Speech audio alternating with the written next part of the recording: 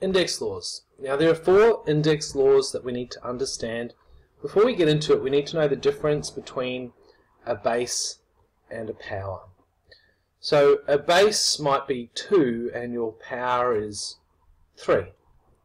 So we call this base and we call the 3 your power, also known as exponent. Alright, so let's look at index law 1. Basically what it's saying is if you are multiplying 2 terms together with the same base but not necessarily the same powers, so you could have 2 to the power of 3 and 2 to the power of 5. When you multiply them, you keep the base the same, the base number is 2, and you add the powers, so 3 plus 5 is 8. It works in a very similar way for division. Once again, let's say we are dividing and we have 2 base numbers that have to be the same. Let's say I had 8 for one and 5 for the other. I'm running out of space, so I'll write the answer over this side. The base will stay the same, but this time instead of adding, the powers will subtract. 8 minus 5 is 3. Alright, now index law 3 involves brackets.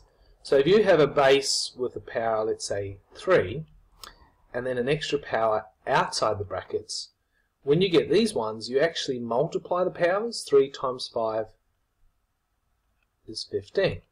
It's 2 to the power of 15. Notice that for these 3 index laws, the base remained the same every time. It was only the powers that changed.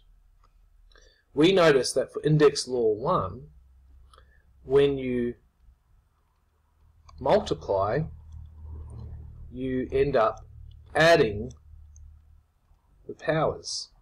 For index law 2, which involves division, we ended up not dividing, I'm getting myself confused, subtracting is the word I'm looking for. So we ended up subtracting the powers.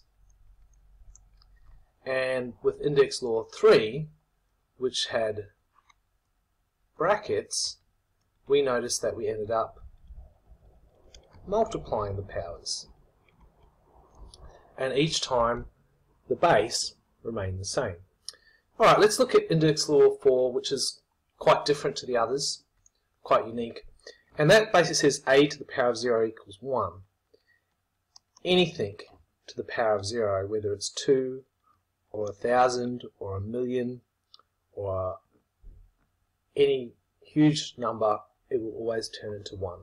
Same with pronumerals. X to the power of 0 also equals 1.